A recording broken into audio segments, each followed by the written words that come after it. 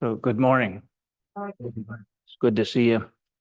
Um, yeah, enlightenment, that's what I was going to talk on. I don't know if it'll be the title necessarily, but as I started out saying, we don't talk about this so much in Soto Zen.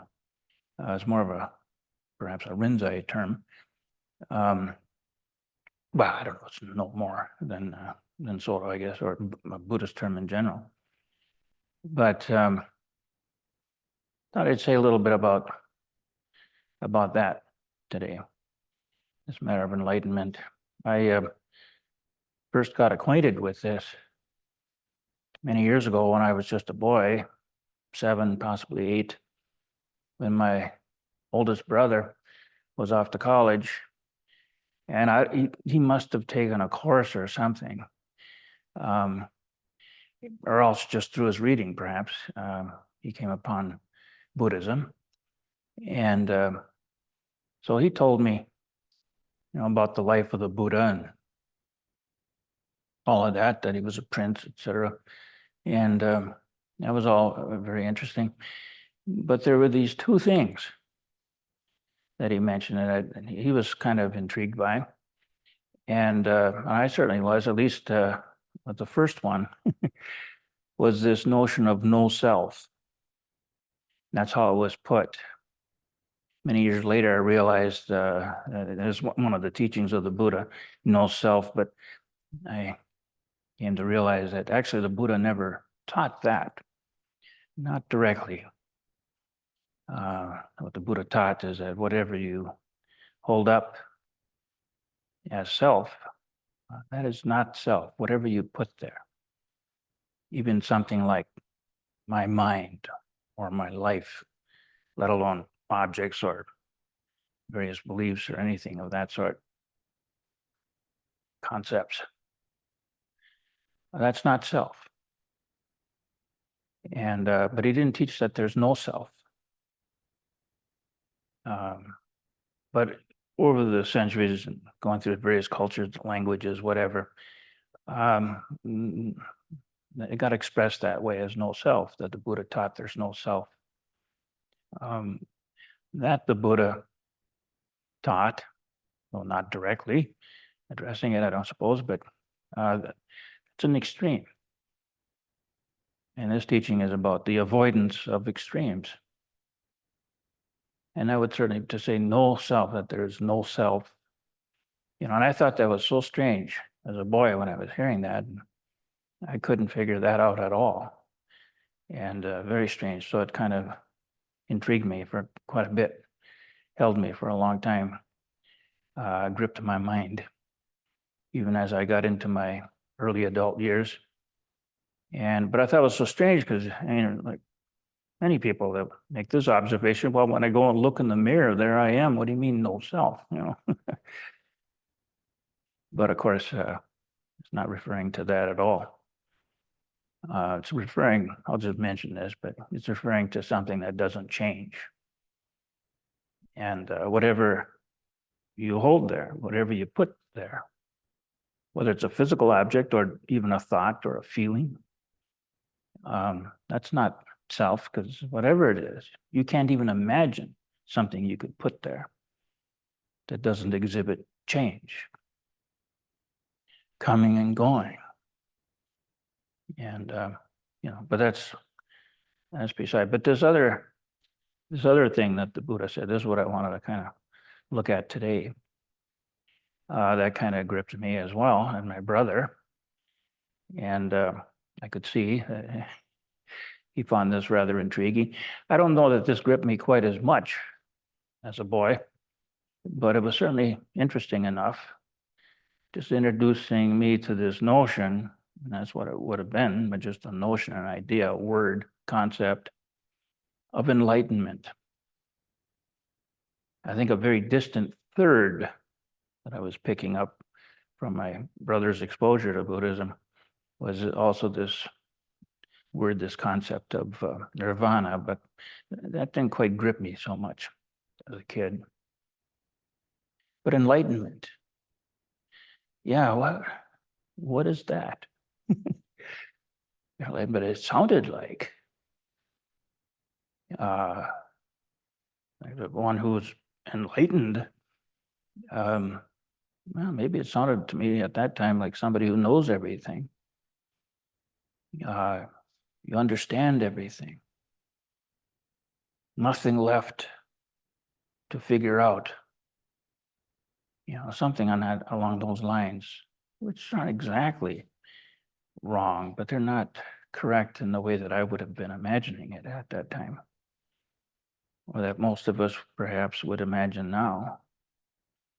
Because it's not exactly about understanding a particular point or a concept or an image.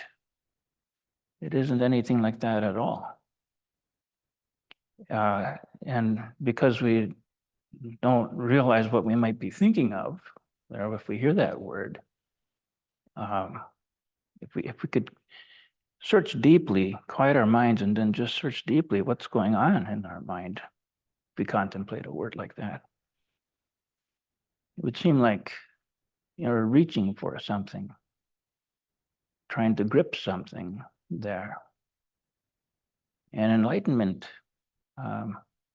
isn't really something like this. It's just our ordinary mind, ordinary consciousness, thoughts, imagery, ideas, things of that sort.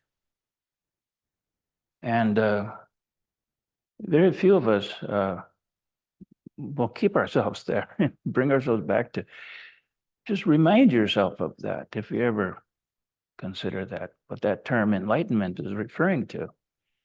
Watch your mind and see what's going on in your mind, and probably reaching for something there, trying to put something there that will fill it. And then you have a person there who gets this, Oh, and then they become enlightened. And it must be something, really special and different from what all the rest of us who are deluded at this. We put that in contrast with delusion. You okay there?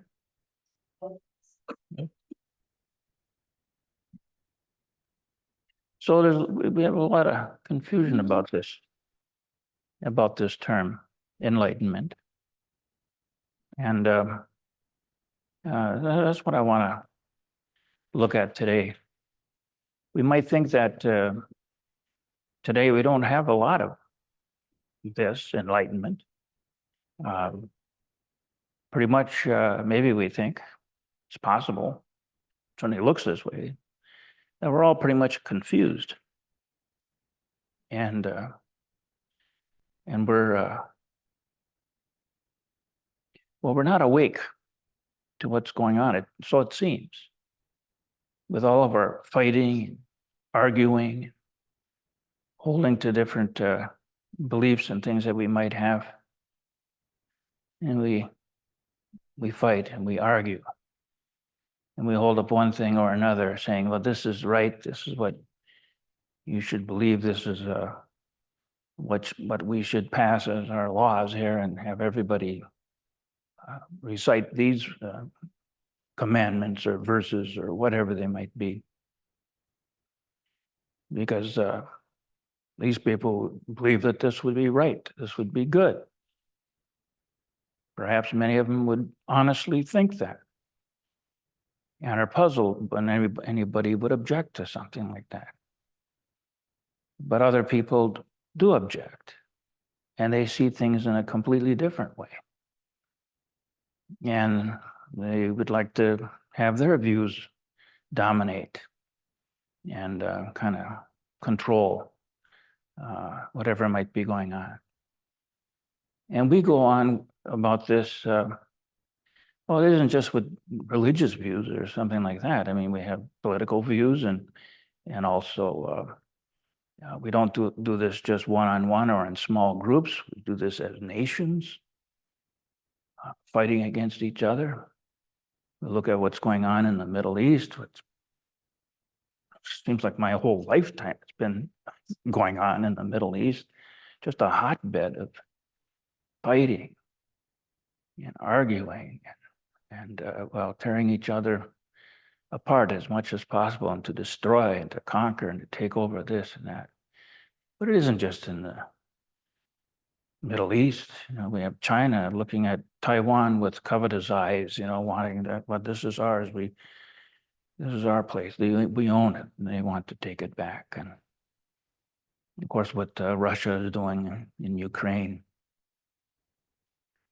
and is making your arguments for why this is yours and why you need to have it, and try to make various justifications for why you think that and why you have the right to do what it is you're going to do to get that back or whatever.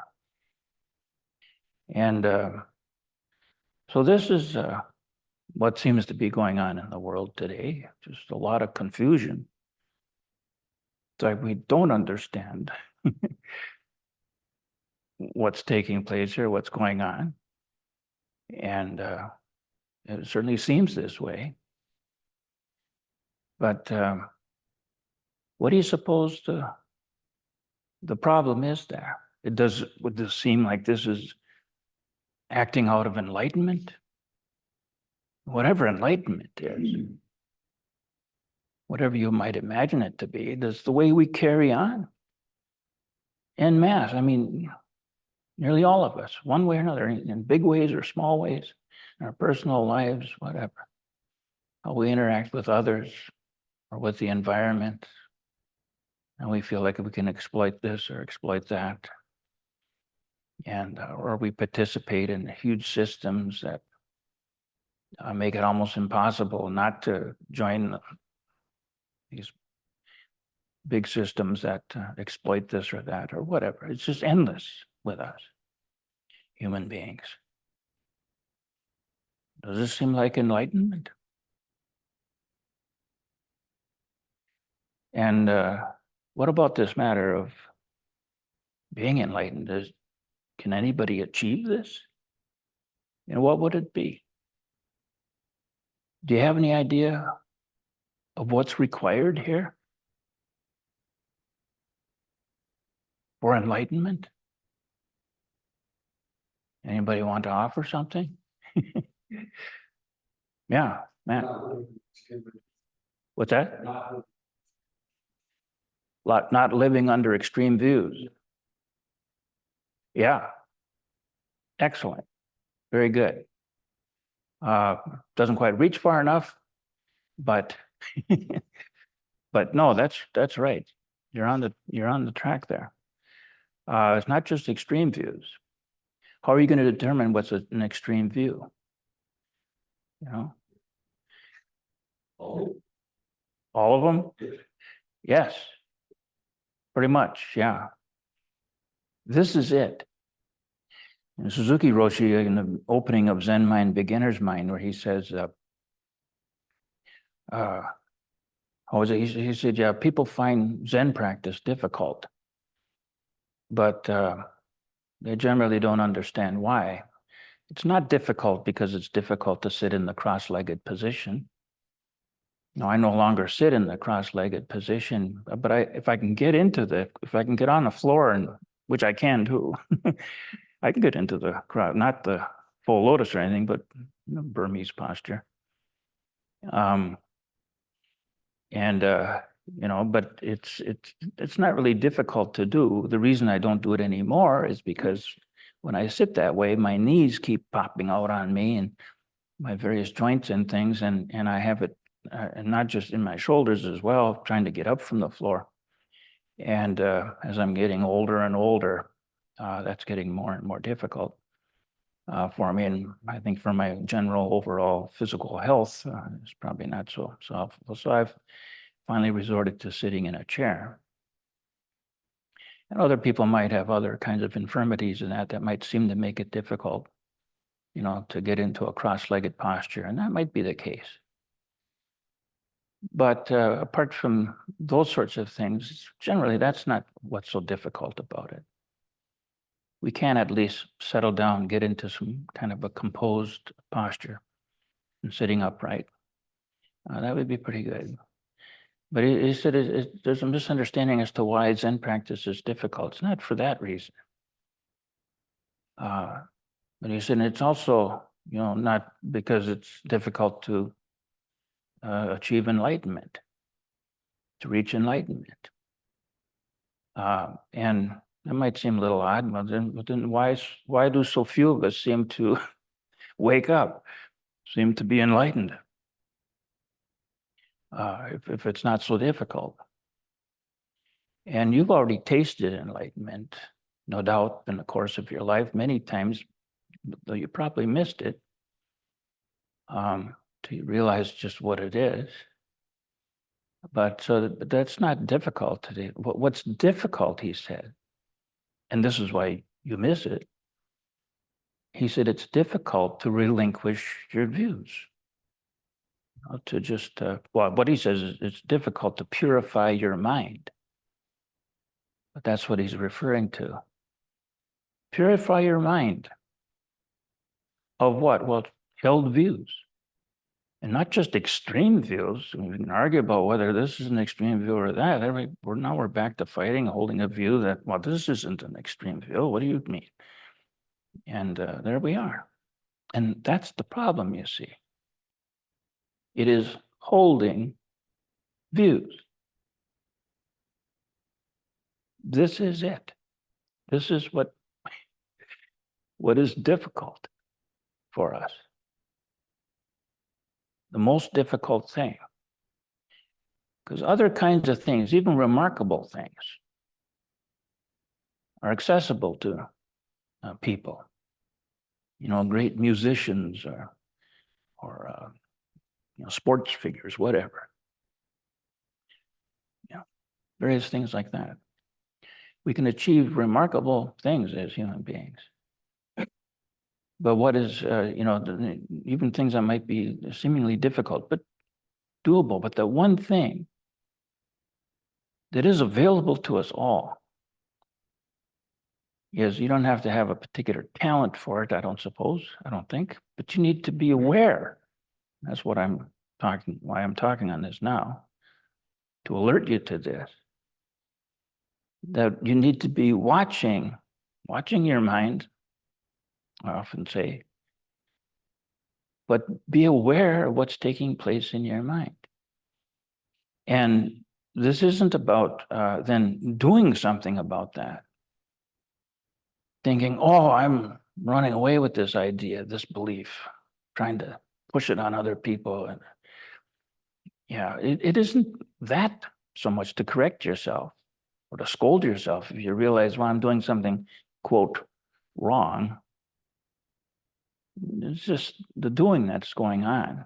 Right or wrong, we can start to argue about that. Holding more views.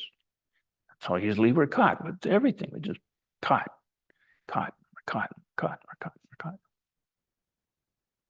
Enlightenment is realizing just this.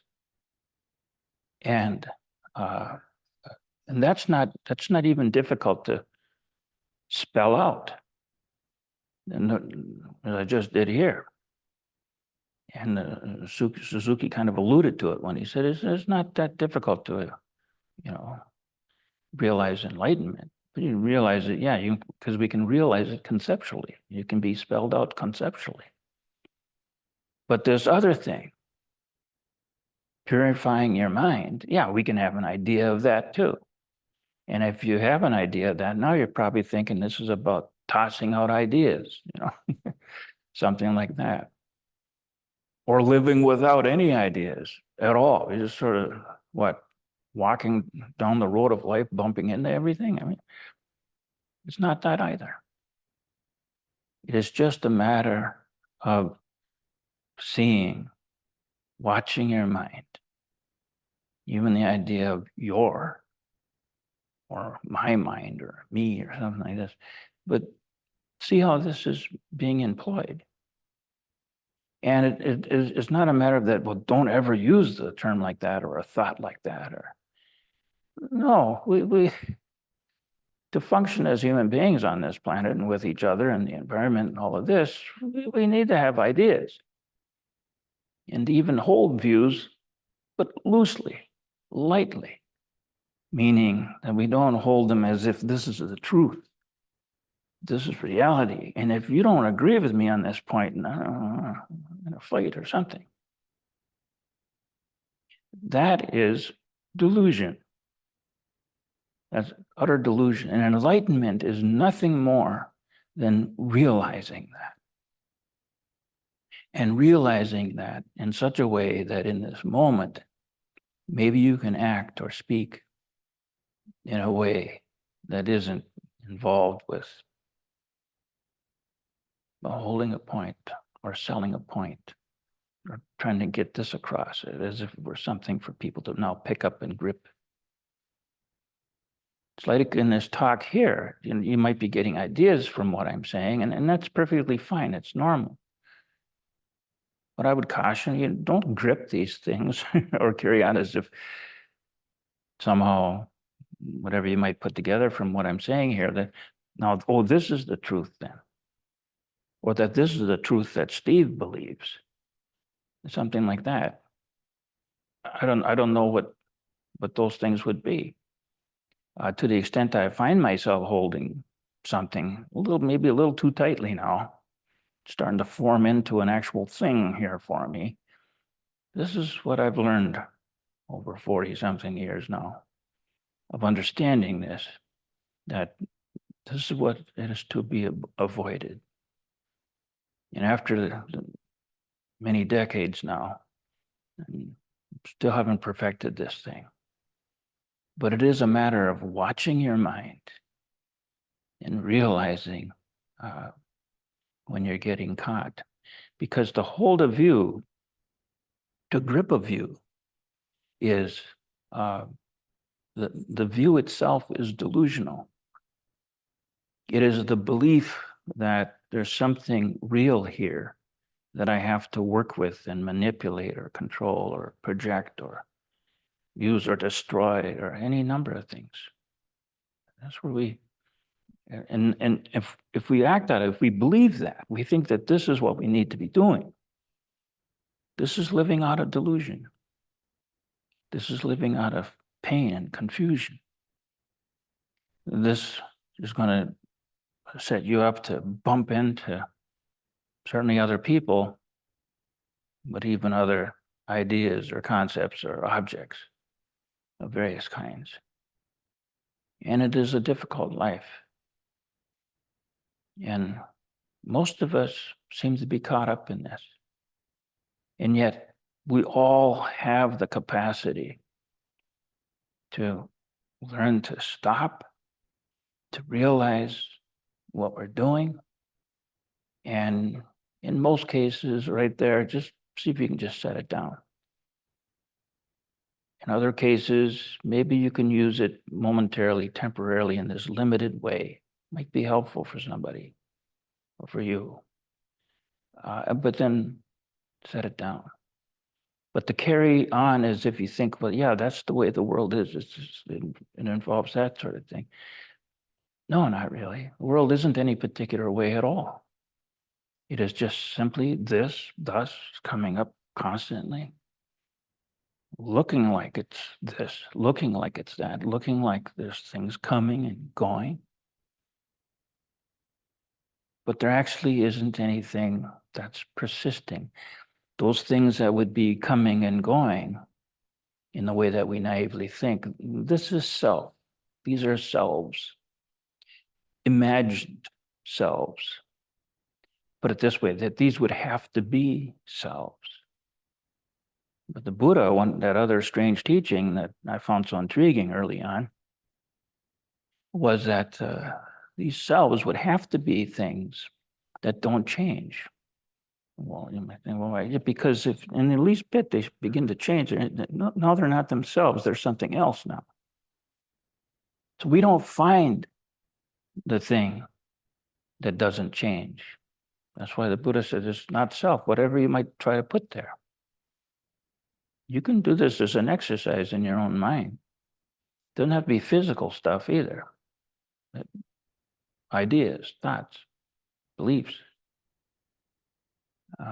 Nothing holds still for a moment. It seems to be nothing but this coming and going, but it looks like coming, looks like going, of things that then would seem solid, like the corks in the stream moving along, but they remain themselves, even though everything else is changing. Well, if everything else is changing, that includes this cork.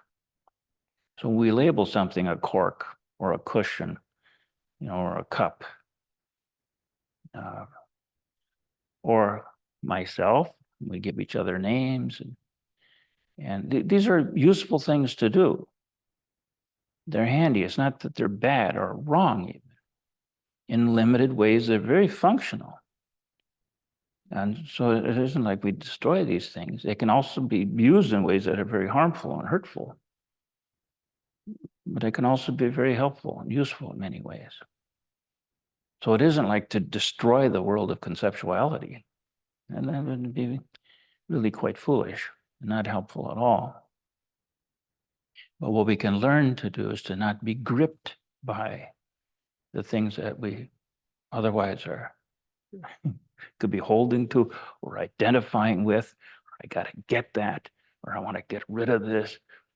All of that stuff, it's not necessary, because it's all fluid, complete, total change. This is Nagarjuna's understanding of impermanence, that there's nothing impermanent. It's just this impermanence. This looks like coming. There are no things there, things, thoughts, feelings there that own this permanence, that are permanent. The impermanence is so thoroughgoing, the utter total fluidity of the world, of life, of the things that are appearing in totality. That is what is taking place here. And but to the extent that we will grip something, suddenly now we've made it solid in some way in our mind. But it's an abstraction. You'll never, well, what is it exactly that you've gotten hold of there? Just look at anything you think about yourself, about others, about the world, about you name it. And if you just look at this carefully, dispassionately, you realize that you can't really get hold of anything there. This might make you feel sad momentarily, but if you continue to look at this, you'll realize that this is the only way that we have anything at all. It is because we don't have particulars. We don't have persisting, ongoing things of any sort whatsoever, not even for a nanosecond. That is life. That's the dynamism that is unfolding here. This whole flow of this whole stream. Well, we say that way, but that's already borrowing ideas of something moving and flowing and changing. And things floating in the stream. And I just want to, but watch for those kinds of thoughts, because those are additional thoughts that aren't helpful. And it'll encourage you to even add something more, something unique or a little different you hadn't thought before about the image that you have of me. You don't need to hang on to that at all, or certainly build on it. And if aspects of it drop away to the extent that they do, it's just sheer freedom. It's just release from any kind of bondage there. But it isn't a matter of you want to have this completely. I don't think that can be done. So I wouldn't worry about it. But just realize the ways in which we get caught. We get caught in our minds. We throw ourselves into bondage to all sorts of things. And ideas and thoughts, feelings, people, nationalities, and whatever it might be, just endless with us. So this matter of enlightenment then is, that itself, we can understand the nature of it, which is really to understand, to see delusion for what it is. That's enlightenment. But what is difficult is to settle your mind, to quiet your mind, to purify your mind, as Suzuki Roshi said. So, any thoughts about what I said here today?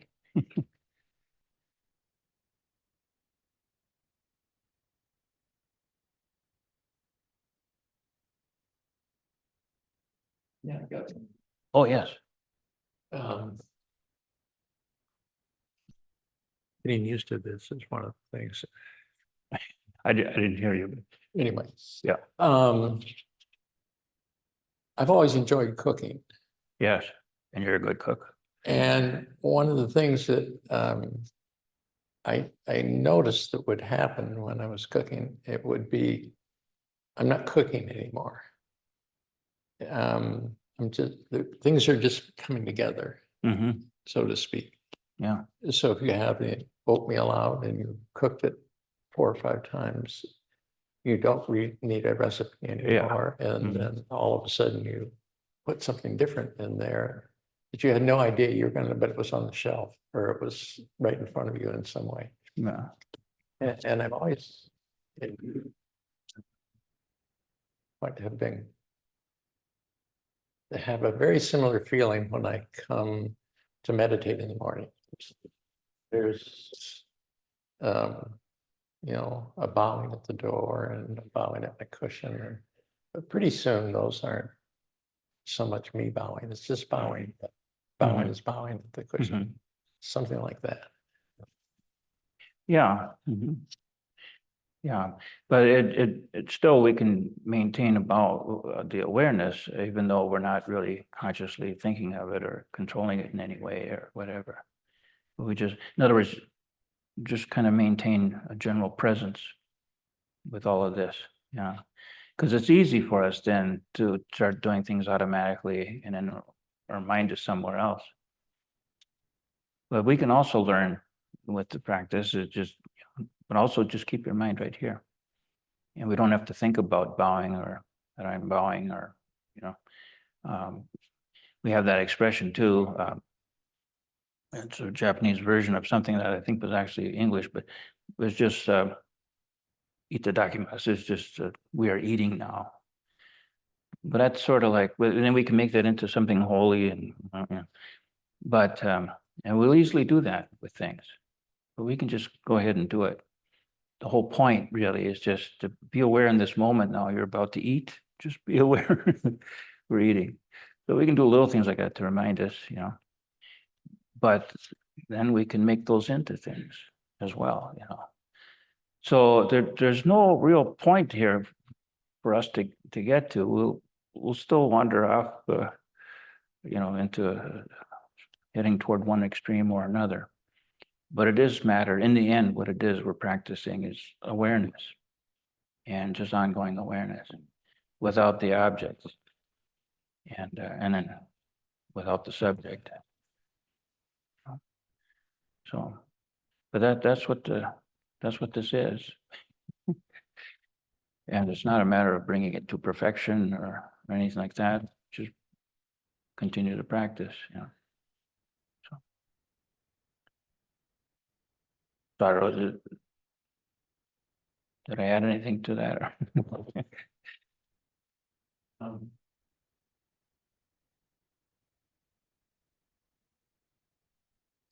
Okay, great. Have a wonderful trip. I know you're heading into the mountains pretty soon. So, I think of that trip we took years ago, many years ago now, in the 70s. Many of those trips. Oh, yeah. Mountain memories. Oh, yeah. Yeah. Well, have a good trip.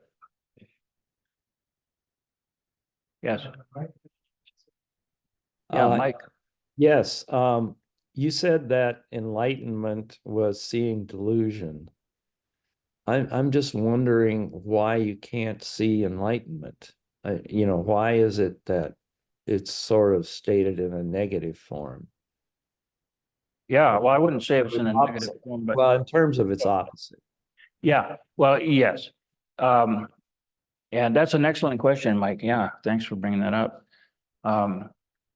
Yeah, well, why can't we see enlightenment? Because enlightenment really isn't a particular thing. The delusion is always particular, and it is showing particularities, and that is simply to its nature that this is the conceptual. This is of the conceptual, and with the conceptual, now there's a thing there. There's an object. There's also now a subject, me observing that, and all of this is in the conceptual world of, or well, the show of what is taking place here. But what we tend to miss then, because we're so taken by the object, and also then taken by my sense of self, we're kind of caught in that duality right there. And we don't realize this in its totality is nothing at all in particular, but that realization is what we could say is enlightenment, but it's not a particular thing, but it is of the perceptual. So in my writing and in other places, I make a distinction here between the conceptual and the perceptual. And the perception is just pure awareness. And that's what's up and running. And awareness is just, pure awareness. But this is always taking place. But now within that, now we have consciousness, which is a function of mind as well. And that's dividing things up. And now we have the conceptually constructed world, which includes a conceptually constructed me or a sense of me, and observing all of that. And then we're totally caught by that. And now there's liking and disliking and fighting and trying to correct and make it good and all, and I want it so I'll feel better. I want to be protected. I want to be, pleased and all of this. That's all going on in the conceptual. And the delusion is in thinking that the various things that are appearing there, that and every bit of it, every one of these things, or any way you want to look at it, they also exhibit the appearances of coming and going, including me. That goes all the way back to, all the way toward, well, yeah, I know I was born, we say that, but we were taught that. I was born so many years ago. And, because you can't think of myself, as you can't think of anything else, without also seeing that it has an origin, or it seems to appear it started somewhere. Well, did it come from something else, or is it, or did it come from itself, or a combination, or was it without a cause? And all. Nagarjuna takes us through all of these things, and then again, these are ways in which we get confused about, because the moment we think that all these various things then are something, and that they persist, well, now we're just caught up in all sorts. At some point, an enlightenment is nothing more than finally realizing what the nature of this stuff that's appearing here is. But enlightenment in itself is not a particular thing. Now, of course, we can make enlightenment, and talking about it and using the term, we've now made enlightenment into something, and that gets thrown into the bucket here with all these other things that appear to be here too, as well too. And but that's all that is. That's just making that enlightenment into just another thing that appears to be coming and going. And so I appear to be without it now, and I want to get it. So I want to, try to bring it over here. And now I have, all this kind of, and we keep imagining things in this way. When enlightenment is nothing more than finally realizing what's going on here. And with these appearances, that there actually isn't anything particular that's coming and going. And enlightenment itself is nothing particular. But this suddenly just not being confused about what's actually occurring. And that is all. And of course, it isn't occurring to something like a me. Well, no, I'm no, because the moment you have that in the picture, well, you're back into the ordinary world again. And again, as I said before, this isn't about destroying that ordinary world or that ordinary understanding, ordinary view. No, this is all about just see the nature of what is unfolding here. That's all. There's nothing to do about it. Well, there are things we can do, like in the way that we might behave and carry on. See if you can do those things that are helpful for the whole thing as a whole, and as opposed to favoring one thing over another, and that sort of thing, trying to bring an outcome that would favor them, or particularly that would favor me, which is an illusory sort of thing that we're totally obsessed with. And that's the problem, because all these things are illusory and we can get obsessed with this or that. So now the mind is leaning and jumping about, and all of this stuff becomes very, very real. This is where we are most of the time. But in finally seeing the whole picture, that actually there aren't these particular things. And yet still out of that will arise suffering and confusion, pain, fear. But that's just all part of just being caught up with the confusion, that sort of thing. But that's because, so delusion is sort of a thing that we can look for. And if we speak of enlightenment, yeah, that becomes another thing. But there's what that term is actually pointing at is something that we can't really say just what it is exactly, other than it is the realization of the nature of delusion, or the nature of the conceptual world or the intellectual world. This is why Dogen says things like avoid practice based on intellectual understanding. Pursuing words that are capturing things, and pursuing speech and following after speech. And he said, and learn the backward step. In a way, I don't quite like that one where it's backward, because now we're still having a sense of direction here. You go backward, but he's just saying, just instead of just constantly going that way, do this other thing, which is really more of a just stop and just see. And but it's just that it's not seeing. So it's like just see enlightenment. Yeah, well, but it's not seeing an object. It is finally, and this would be nirvana too.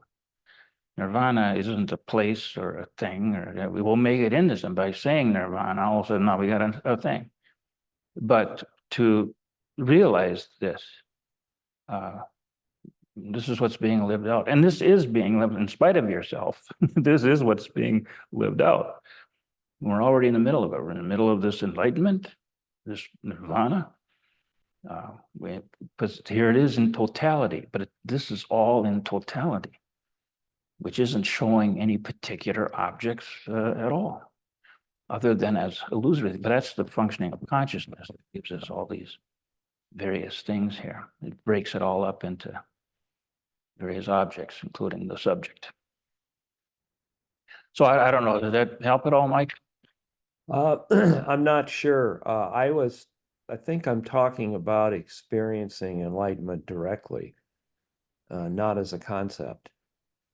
Yes, yeah, but you understand too that all this is the experience of enlightenment. It's just that it gets polluted. That's why when Suzuki Roshi says it's difficult to purify. This is what's difficult, is to purify your mind. But because it isn't that we have to do something to get the purity. The purity is just if we just stop kind of polluting it, you might say. I don't know if that's the best analogy, but enlightenment is right here, or nirvana is right here. It's just simply thus.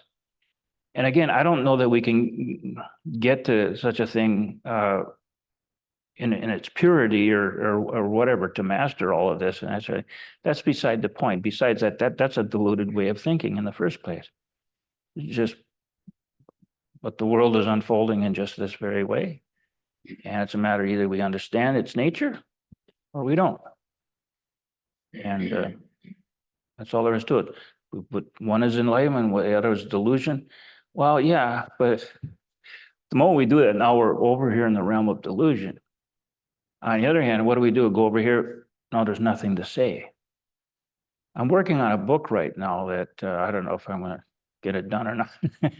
What I'm doing with this very thing, actually, it's finding a way to say what cannot be said. And we'll see what happens with this. But in the end, there's nothing to say. This is the problem I had when Katagiri Roshi, I've said this many times, but he wanted me to give more talks and things. I had, how do we even talk about this? And he said, well, you have to say something, you know. So yeah, we have to, so we have words of, we'll talk about enlightenment and delusion, things like this. But in the end, nothing to say. Because, and the reason for that is just simply because the moment we say something, now we got an object, and that's over here in this world of this and that. And the delusion is that we think these things are solid, that they came from somewhere, they're going somewhere, they're enduring for a time. But if we look very carefully, you'll notice that's actually not what's going on. But it's a matter of just seeing that and then realizing that this isn't even separated from this other place that we would call nirvana or something like that, enlightenment. Because that kind of splitting up like that, that's all going on in our world of our concepts, you know. But it's just a matter of either this is, we see this or we don't. And in the true seeing of it, you realize that this is what's going on. There's no confusion in it. There's no contradiction. There's nothing to be upheld, nothing to be torn down. It's just a matter of either we realize that this is the true nature of what's unfolding here, and it does have this flavor of, what can I say, of totality about it, that generally it will be kind of missing. But we will hold it as an idea of totality over here in the world of this and that. But to really wake up to this, we kind of realize, so there won't be things over there in that world that are going to be pulling you around and pushing you around in the way that it might otherwise be. But you'll never get hold of enlightenment as an object. And I don't have any ideas about that. And they're not necessary, because the understanding will be non-conceptual. And it doesn't have any boundaries in time or space or anything else. And thus it's not unknown to you.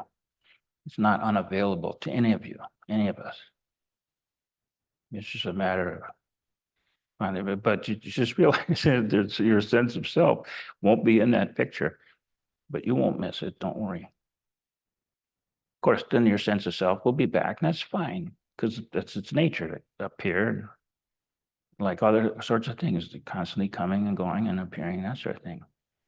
But we don't have to be caught by the diluted understanding that these things are real in an ultimate sort of way. That's all this is. It's either we're confused on this, or or the confusion is seen through. And no labels. And that's impossible to talk about. But I'm working on it. Maybe I can write about it, but that's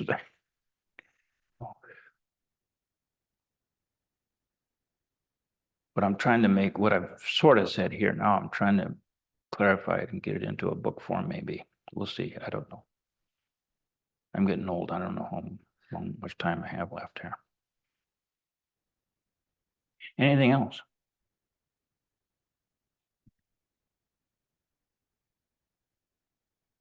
Thank you. Thank you.